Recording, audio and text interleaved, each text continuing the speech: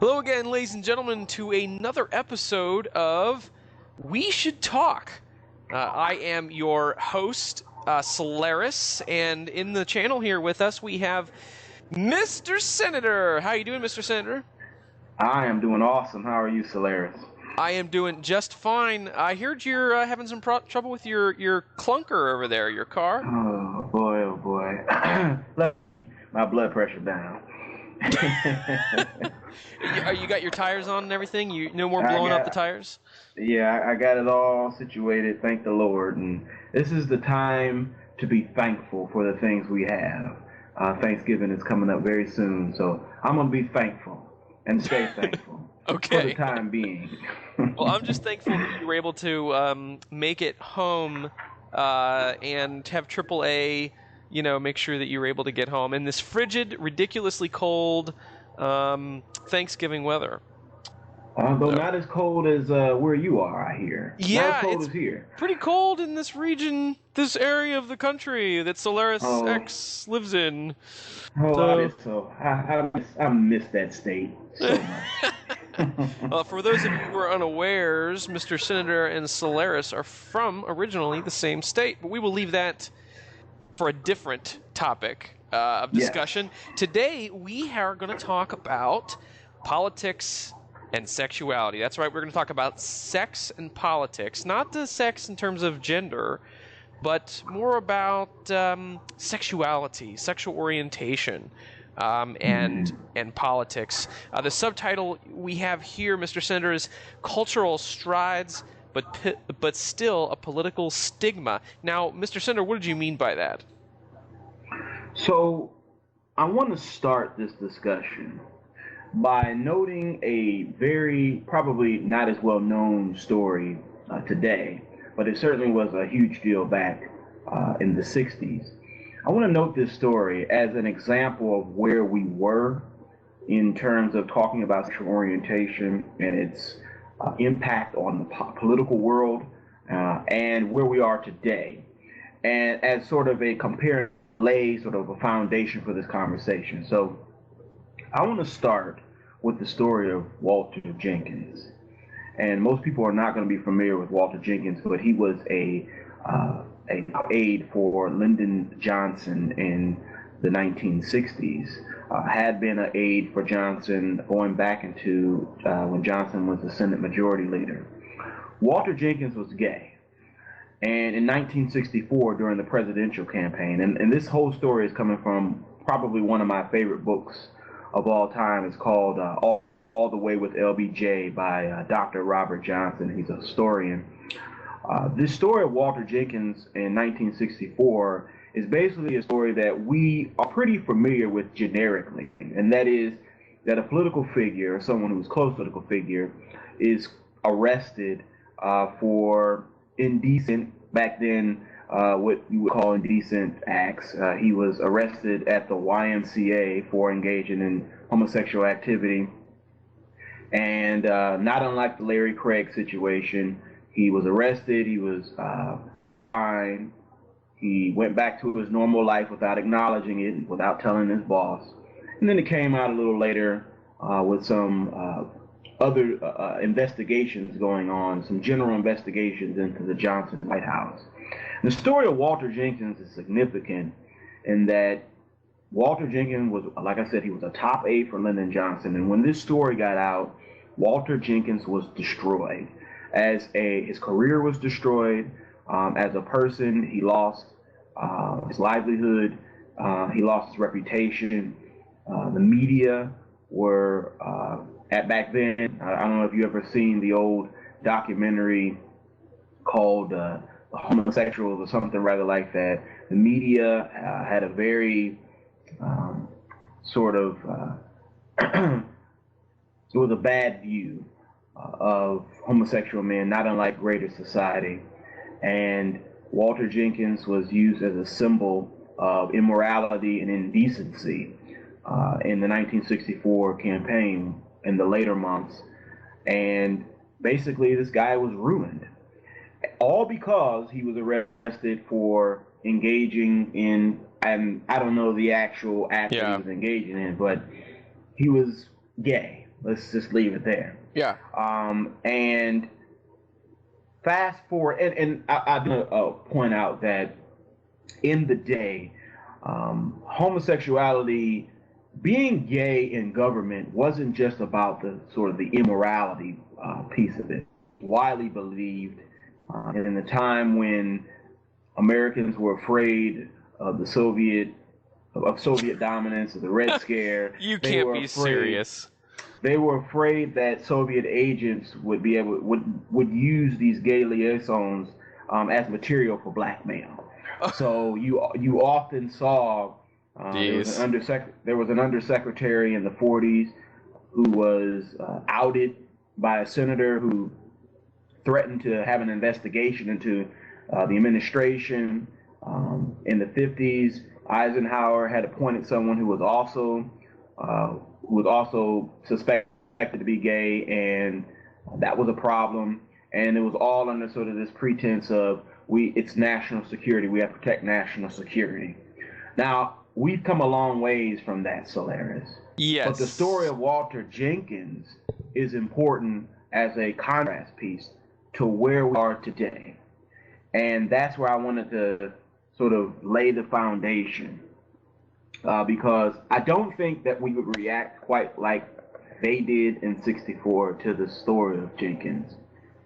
But first of all, what's your reaction to this story? Had you ever heard of this story? I had never heard of that story, but, honestly, I'm not surprised. I mean, we're talking 1960s, national politics. Anything in national politics that's at all controversial to begin with is going to be, blown way out of proportion, as we all know, based upon even our modern politics. But, you talk about something. I mean, being gay in the '60s was just. I mean, there were plenty of gay people, but it just is so unacceptable socially to be kind of overtly gay that I am not surprised about that in the '60s. If that were to happen today, I would think that would be the exception to the rule. I mean, it wouldn't happen today because there wouldn't be a huge furor over, the fact that somebody has a gay aid. I mean, Republicans are coming out in favor of gay marriage, let alone,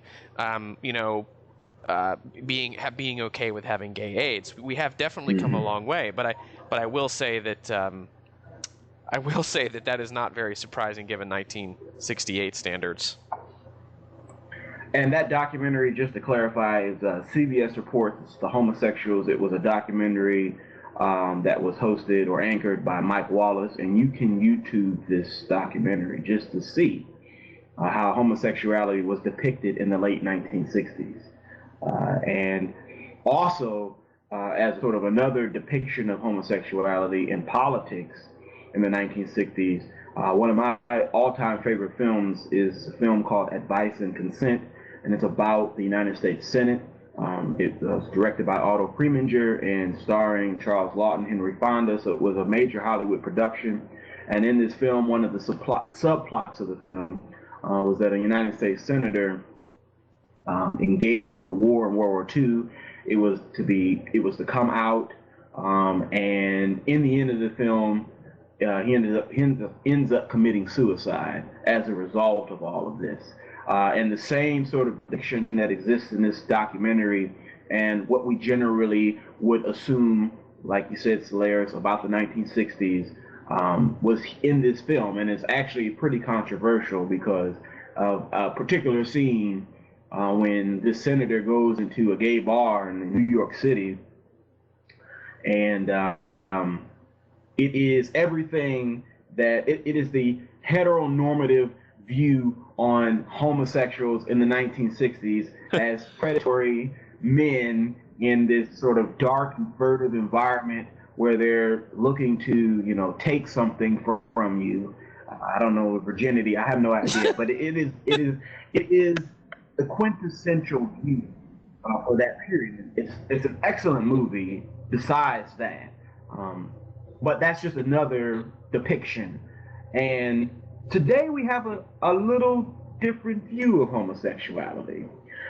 No less controversial, though, and I think controversial in a different way, in that instead of, unlike in the 1960s where it was encouraged to stay in the closet, And today, I think it's the flip, where we are so consumed with the sexuality of our public figures that it, and we find any way, any indicator to sort of coax them out of the closet, to bring their personal life and their sexuality into the light, so that they can become sort of these symbolic figures and sort of the face of the sexual orientation or the LGBTQ community Right.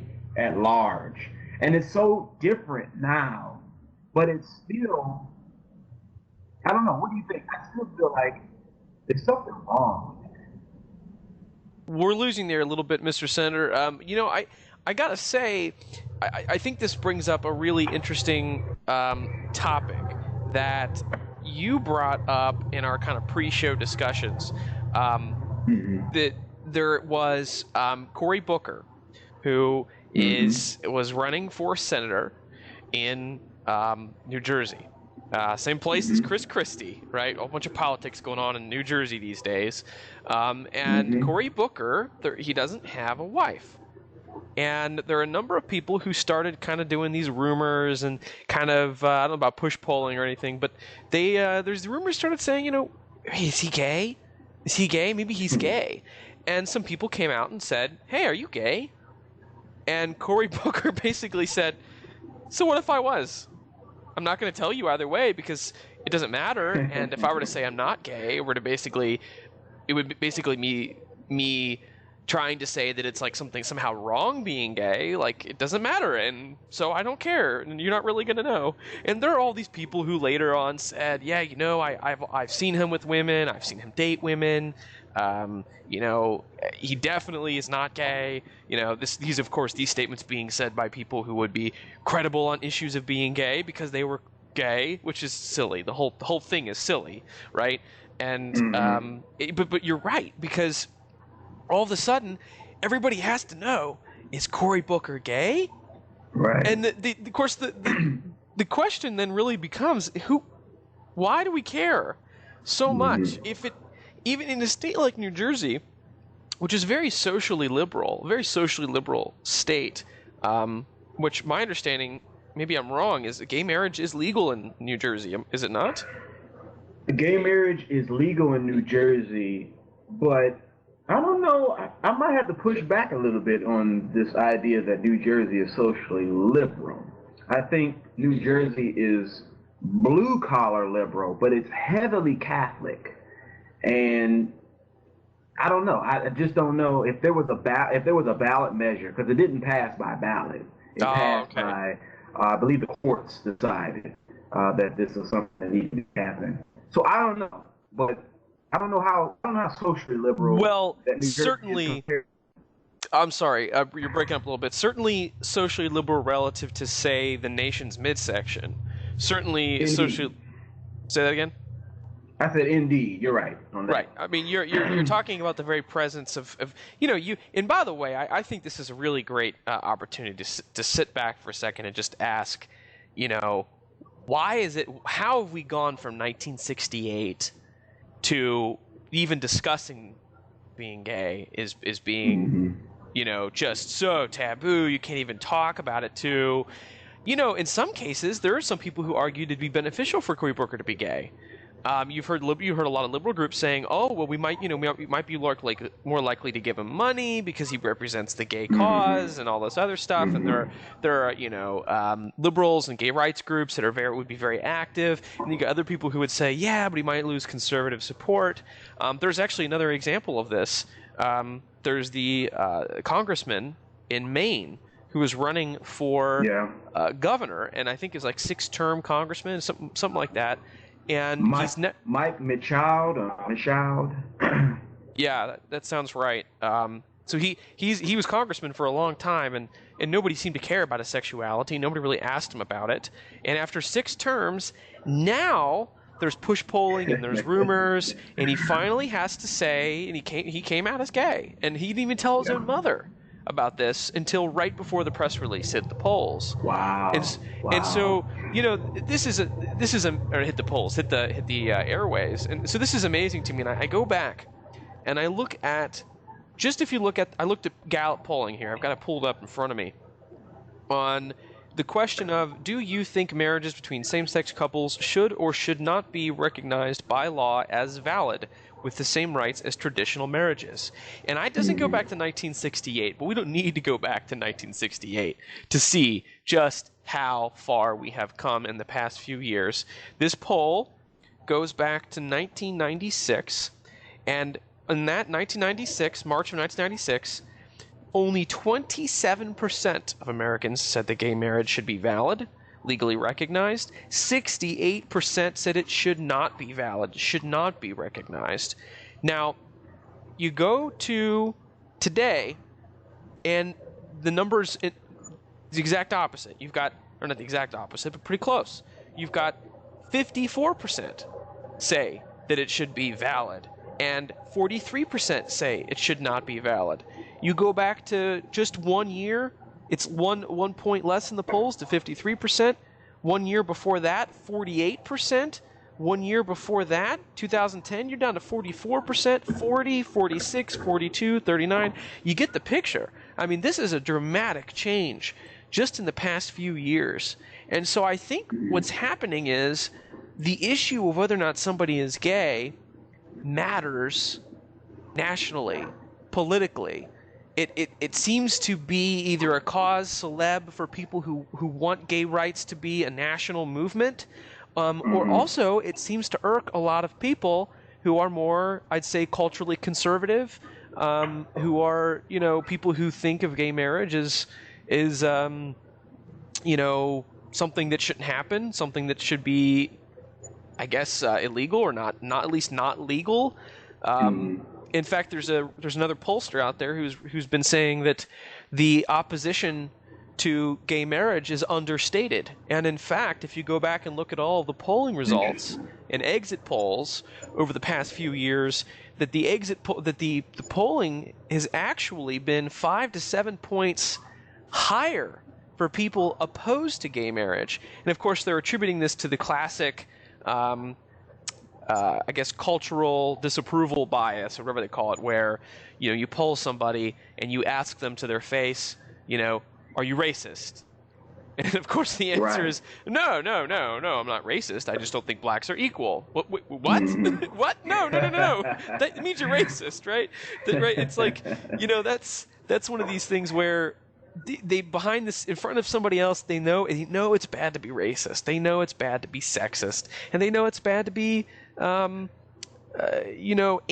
least too anti-gay. Some people don't care, and they still think that being gay is an abomination and all this other stuff.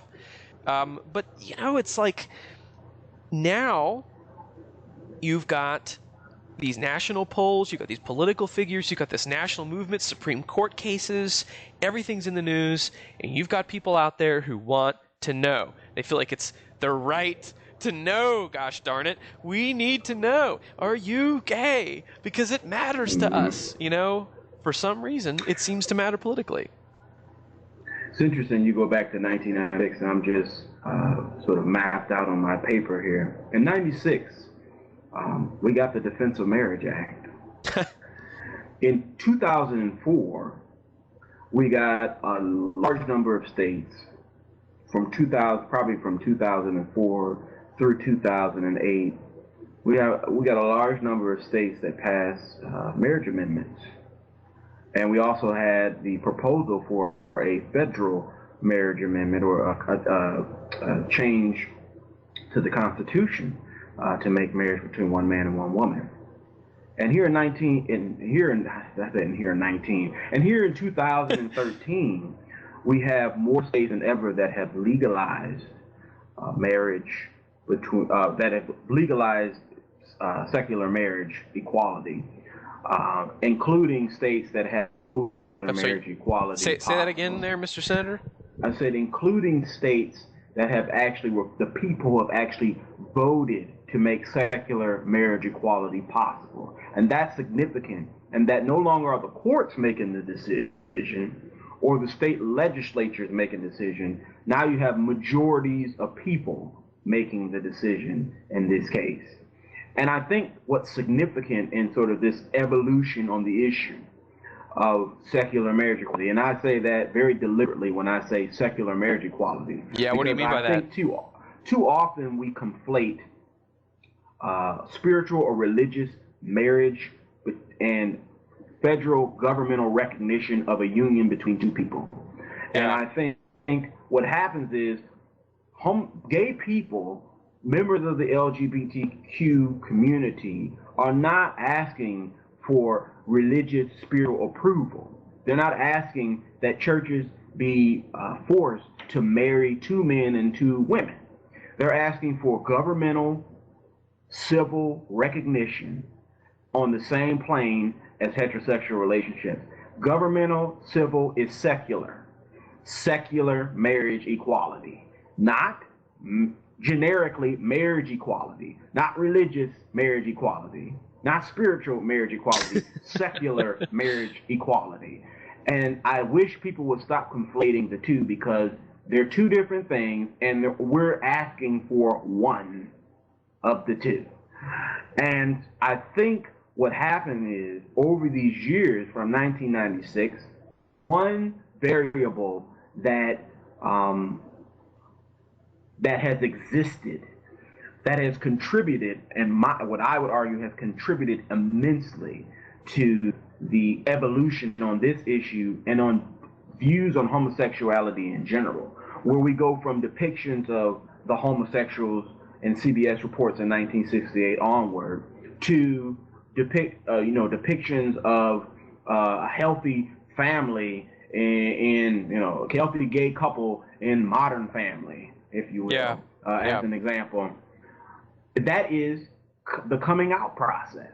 That is that gay people, gays, lesbians, bisexuals, transgenders, are more visible.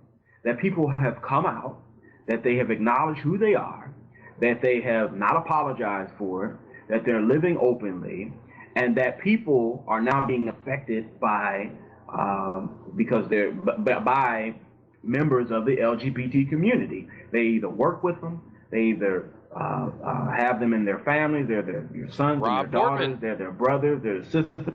Perfect example of what coming out has done for politics, not only culture, but politics and sexual orientation. That's And that is that cannot be understated. And I think that's sort of the good side. The dark side is what you talked about before, that we are constantly preening and wanting to know and needed to know about public figures' personal lives and what they're doing, when they're doing it, and how they're doing it, and who they're doing it with. yeah, but And that's now the dark side. now The that good side is, go ahead. no, finish what you the good side.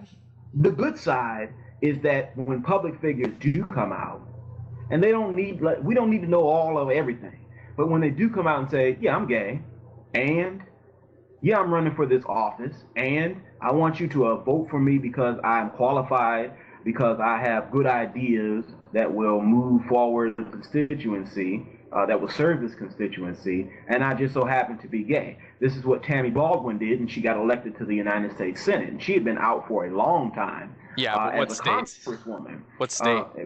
Wisconsin. Yeah. And so I think that there's a dark side, there's a good side and a bad side to this whole coming out thing today. Go ahead. I'm thinking this made me actually think about kind of maybe a less nefarious motive for people's interest in whether Cory Booker is gay or whether some congressman up in Maine is gay, and that people want to celebrate. They don't want people to hide in national politics anymore their sexuality. I would say at least in the blue states. I would be fairly certain that there are probably some gay members of Congress in a red state or two. But but the thing is, is not culturally acceptable there yet. Maybe ever. I would assume at some point that'll probably change over time. The young population in this country, regardless of where they're born, the young population in this country is far more. I don't even want to say tolerant of people who are gay, but they are Absolutely. welcoming and embrace Absolutely. issues like gay marriage. They're perfectly happy with it. They see no problem with it. They see the existing a bunch of existing stereotypes just that are meaningless. And if the Supreme Court of the United States can say that basically sexual orientation for the purposes of the law, and when it comes to marriage, it's just so irrelevant. It's just pointless to talk about. Why are we selecting whether or not somebody likes a person of the same gender or a person of a different gender? Why is that at all relevant to whether or not they get tax benefits? Why does that even matter? It's like saying, well, the fact that they're black matters. Well, now there are a lot of people, I know there are a lot of people out there who would really be upset with me saying that, well, why would you compare? Why would you compare interracial marriage or anything like that, or race issues with gay marriage? I'm trying not to compare them. I think they have many, many differences, but they do have some similarities. And Solaris, can yes. I stop you really quickly? Please, go ahead. Because I feel like I want to speak on this because, like you said, this has become a huge issue, and I think it's a bogus issue. And I say this because no one is comparing the struggle. No one. This is not a pissing contest. This is not we as gay people have struggled more than black people did. During the Jim Crow era and going back to slavery. That gay people are on the same level, on the same plane in terms of the level of struggle that exists between the communities. And I feel like that's where we're having this problem, because I feel like people are trying to have this competition. Oh, well, how dare you compare the gay struggle to the black struggle? Blacks were not, being lynched. And I'm saying, slow down. This is not a pissing contest. Think about it principally, and think about it from a civil libertarian perspective. We're talking about two groups of people who have been marginalized by their government and by society for a very long time. Regardless of how much they've been marginalized, they've been marginalized. And that's the point. And that's where the comparison is valid. Go ahead. Yeah, no, I mean, the bottom line is when you treat people differently for reasons that don't make any sense, that don't stand up to scrutiny, because I could sit here all day long and try to come up with explanations for why we would deprive gay couples of marriage under the law. You said secular marriage. I could come up with, it's because they can't have children. Well, then why are you allowing elderly people to get married, right? I mean, it doesn't make any sense. You can go on and on and on and on, and the Supreme Court has ruled on this. The Supreme Court has said that it sort of. They've sort of ruled on this, but at the very least, the majority opinion of the Supreme Court has said that it violates the Fifth Amendment, which is the federal ban on discrimination. It's the Equal Protection Clause. Is the Equal Protection Amendment that applies to the federal government. The 14th Amendment is the version of that applies to the states. Whether or not the Supreme Court says that its decision just about half a year ago on gay marriage in this country, just basically overturning DOMA, the Defense of Marriage Act, whether or not that also, the same logic also means, therefore, that the states cannot discriminate on the basis of sexual orientation is totally up in the air. We don't know whether that's the case. But, if the Supreme Court of the United States, a much older generation than the very young generation that actively embraces same-sex marriage, if they come to that agreement, and in part they come to that agreement because of the overwhelming tidal shift on this issue. Like you said, 2004. Go back as early or as recent as 2004. We've you could even consider that almost the last gasp of this kind of anti-gay marriage sentiment bubbling up in the polls, really getting people out there, people underestimating its power, people like Karl Rove realizing it's powerful and tapping into it. But you didn't see the issue come up again as a motivating, at least an issue for Republicans. You haven't seen it again. Maybe in some states, but you haven't seen it. You haven't seen it at the national level. But the total change in our culture, I think, helps explain why so many people are willing to say, "Hey, are you gay?" Because if you are, it's cool, it's okay.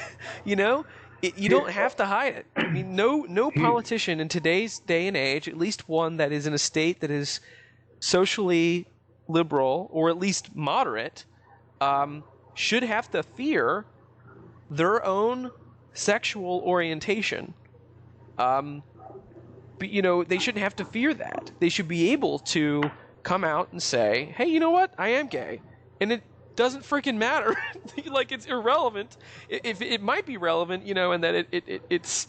I guess I have a perspective, right? I have a different perspective than you might find in other politicians.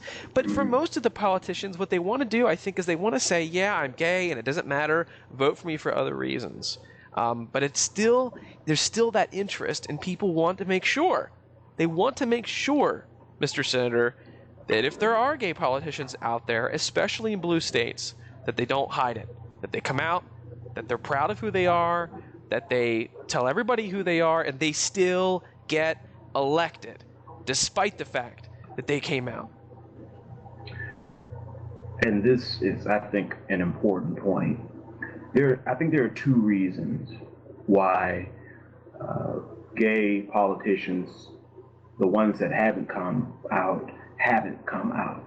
The first is what we've been talking about, is that there's still a stigma attached to it. There's still a matter of having to discuss this publicly, where people are going to then try to go comb through your personal life and come up with whatever salacious material they can to plaster in the newspaper. They're going to find your old partners, are going to find something scandalous that you did, and that's going to become, political folly for the political class and the media. And so there's still a stigma there, because even once you come out, and even in a blue state like New Jersey, Cory Booker coming out, he would still have to go through the ringer. The second one, I think, is important because it's essentially why I take the position that I do. And that is that sexual orientation or sexuality is personal matter. That even if you are in a state that where it's politically safe to come out, and even if you don't necessarily fear the reaction, be it positive or negative, maybe you just don't want the attention on your personal life. Maybe you want your personal sexual proclivities and your orientation to be personal and remain personal. Yeah. And what happens is, and this is what I mean by the dark side, is as a public figure, I mean, there's a school that says that because you're a public figure, nothing about your life is personal. I tend to disagree with that somewhat, but there's this bit about what happens is you have this whisper campaign that happens, because people then feel entitled to know what your personal life is, what you do in your personal life, and that's where I have a problem. So you have this whisper campaign about Cory Booker, who, for all intents and purposes, is pretty progressive on this issue of homosexuality and gay marriage and however you want to phrase it. And so he's not really a candidate. So there was a documentary that came out a few years ago called Outrage. It was about outing politicians, Republican and Democrat, who were openly against issues that affected gays and lesbians in this country, and voted against, the Employment Non-Discrimination Act, and voted for defense of marriage and all this. So the whole documentary is about pinpointing these politicians that were basically what they were arguing, moral hypocrites. Those people are a little different. I hold a different position for them. But for folks like Cory Booker, this is not a candidate, in my opinion, for sort of this feeling entitled to know what his personal life is about. Right, because he's not going out there saying we should ban gay marriage and we should do all, we should ban, like Scalia would, he would uphold state laws that prohibited basically same-sex intercourse, and so it's just Exactly. if that's your And then policies, then it's relevant. It's relevant if you're gay, because then you're just a giant hypocrite. But if your policies are, I'm gay friendly, I am favor of gay marriage, and as far as I'm concerned, that's really the only gay issue that seems to politically matter these days. So really, I'm not going to talk about any other topics than that in terms of gay rights, or maybe discrimination in gays and housing and stuff like that. But beyond that, I'm not really going to talk about it. And so, what does it matter whether or not the person's actually gay? It doesn't make them a hypocrite. It just makes them, I don't know. It doesn't seem to matter. The hypocrites. I have a soft spot for people like Larry Craig, who I see as a tragic figure. And I say that, and I was just having this conversation with a friend of mine just not long ago, and he kind of looked at me crazy when I said that he was a tragic figure. And the reason I say that is, this man is he's not from a blue state. He's from an environment where he was reared up to believe a certain way about homosexuality, being gay. He's serving a constituent base that has very rigid views on homosexuality, being gay, and he is wrestling with personal conflicts on this issue. And no one knows how this man personally identifies. No one knows how he was reared up, and how he thinks about this, and his environment, and maybe obviously he was afraid, but why was he afraid? All people were interested in was the hypocritical narrative. He was a hypocrite, sure. But why he was a hypocrite? We didn't seem to care about that. Exactly. There was no sympathy for the man's, and the reason I sympathy over, and women all over this country and this world who are in the same position that Larry Craig was in, where they are wrestling with their sexuality, and instead of being maligned, instead of being judged and criticized for the mistakes they've made, and sort of overcompensating for their closet status, there should be a little sympathy, and there should be some welcoming going on, and some education going on. I think that's I think that's a really good point, and I'm actually really glad you pointed that out, because my knee-jerk reaction is just to call those people hypocrites, because you can't sit there and be, really what's happening is they may be, to some extent, self-loathing. I mean, they may really dislike the fact that they are gay, and because they've been taught that that's some kind of an abomination. And I have to say, I know people like that. I know people who I don't think they'll ever admit that they're gay, and it's like, but you're a man and you like men. You're attracted to men. It's okay. It's not a problem. But they can't accept that, because to them, it's just like this, it's like a choice, and it's a sin, and it's this horrible thing that if they were to ever actually admit to, it'd be like every day condemning God or something like that. That would be the equivalent to them. And they just, they can't see it any differently. And I think people like maybe Larry Craig was like that, and even if he wasn't like that, even if he wasn't in a situation where he felt like this was some kind of, thing that violated God's natural law or something, right? Even if he didn't think that, he still was being elected by people, his constituents, who did think that to a certain extent, right? And wanted him to represent them, and to, you gotta, he's in a really difficult kind of precarious position where he has to kind of hide who he is so he can do his job. Now, I think that's an indictment. Maybe what you're getting to, it's an indictment of the people, not necessarily him. And it's an indictment on our entire society, and we're getting better at being an affirming environment, or being an affirming country when it comes to this issue. Now, there are pockets of this country where there's still a heavy stigma within ethnic groups, within greater society, within certain states, within certain towns, there are areas where there are problems still on this matter. Yeah. But if we're comparing it again, going back to this, we have come a very long way, and we're becoming a more affirming place. And when we become a more affirming place, you should have less. You should have fewer Larry Craigs, and that's a good thing, because then these people are comfortable. First of all, they're educated from a very young age about what this is, and that it shouldn't be something they should be ashamed of, and that it is who they are and they should embrace it. And then once they get to that point, then they will come up and they will be able to make decisions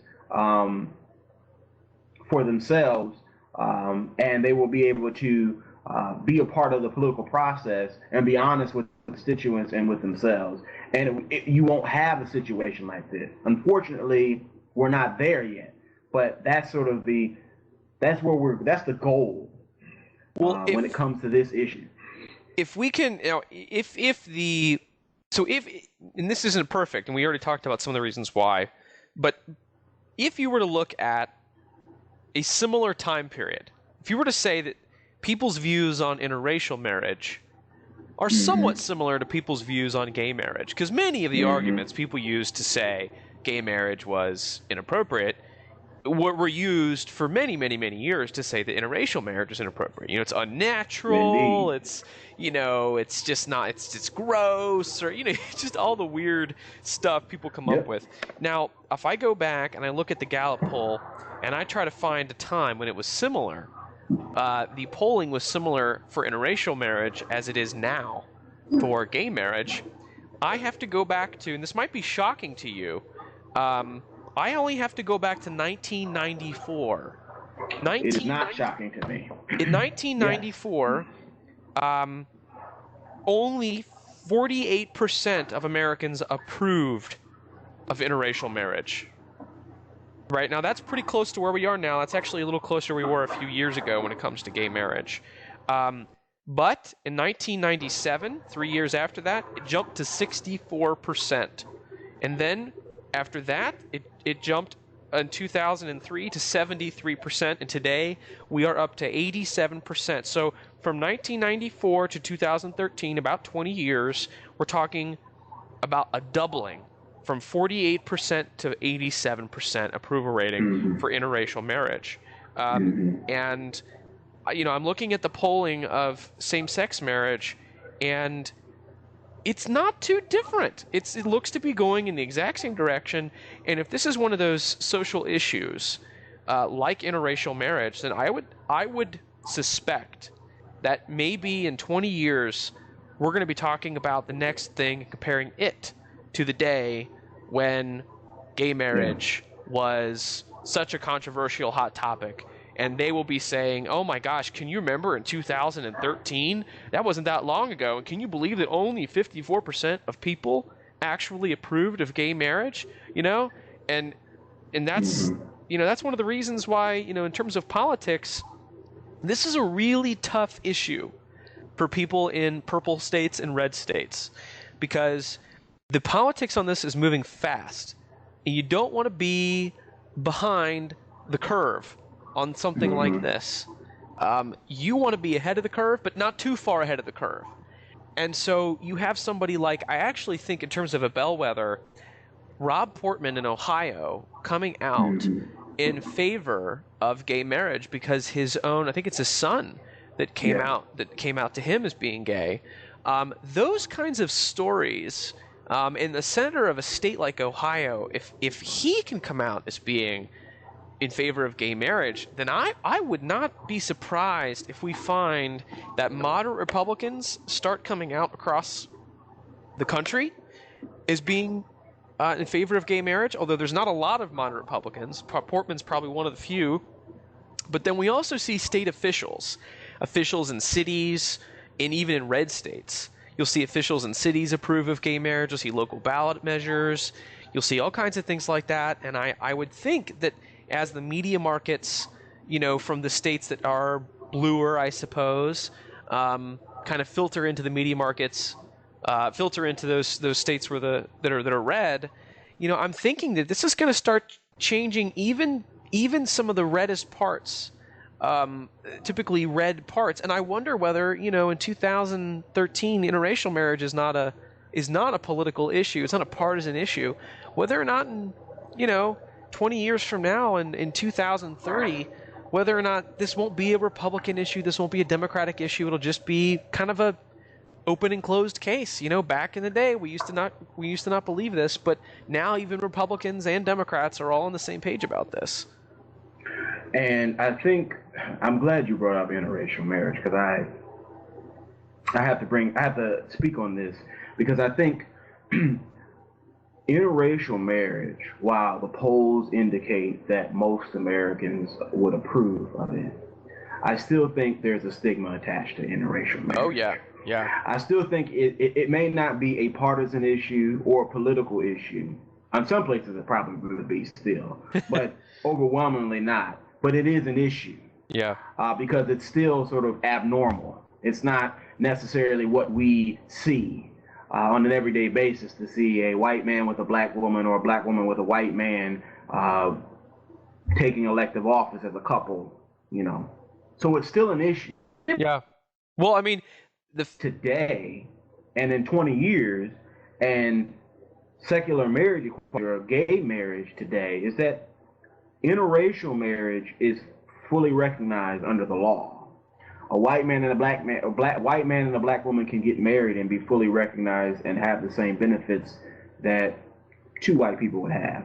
And I think that is the ultimate goal, is the legal recognition, and not so much, I don't know how much the stigma will go away, because like I said, the stigma still exists. And Loving versus Virginia was way back in the 60s. Yeah. And we've had interracial marriage for a very long time. Yeah. And there's still a stigma attached. Why? Because race is still an issue in the country.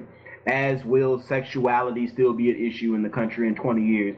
So even if it will no longer be a partisan issue or a political issue, it will still be an issue to have two men, to have a congressman or a governor or a senator or a president that's gay and married. Yeah, well, Mr. Senator, I think that's a good point to kind of wrap up this conversation on. And maybe in a future episode, we should talk about not just sexuality in politics, but we should talk about sex in politics, because oh boy, I find that there are some. You mentioned that this is a personal issue for politicians, and I completely agree with that. It is a personal issue for politicians. I mean, I don't want to talk about my sexuality. I don't want to talk about my sexuality in public at all. I think people don't want to talk about sexuality in public. I'm not interested. Right. I mean, despite this commercial success of 50 Shades of Grey, you don't hear people actually talking about why they like 50 Shades of Grey. All you hear is that its book sales are high. You don't hear people talking about pornography, but my gosh, there's a whole heck of a lot of it, and it's one of the most popular things people consume on the internet. And I would think that, in part of this whole controversy, I shouldn't say controversy, part of this of sexuality in politics is the sex element, is the fact that, unfortunately, whenever you think of somebody who is gay, for a lot of people, it's like, well, gay means they have sex with somebody, right? I mean, whether it's male or female, but it's about sex. It's the sex that's not to use a pun, but it's titillating for people. It's salacious, sex scandals, and it might be interesting for us to do an episode talking about the role of sex in politics, how it always, always, always will top the news. No further than Bill Clinton. Look no further than Larry Craig. Look no further than every single Anthony Weiner, which of course the name, you just can't get over the name. The name just really did him in too. It did. It's just, sex in politics is its own thing, and I wonder how much of this is that, if that makes any sense. It's a huge, huge part of it, and I think, because like you said, when you're thinking of, I think a lot of people can't get over the gay politician hump because they're too busy thinking about who the politician is humping. and that's the problem. They can't see past that, and it's the issue.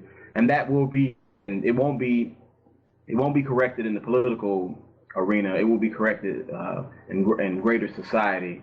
But I think that's an excellent topic to talk about. Yeah, assuming that at some point we stop thinking about sex, which I'm thinking probably not. Yeah. There was a great meme that I see. You talked about 50 Shades of Grey, and I'll let this be my closing remark. You talked about 50 Shades of Grey, and there was a meme I saw on Facebook not long ago that said, women are too classy to watch pornography, but they'll read the hell out of it. And that speaks to what you were saying earlier today.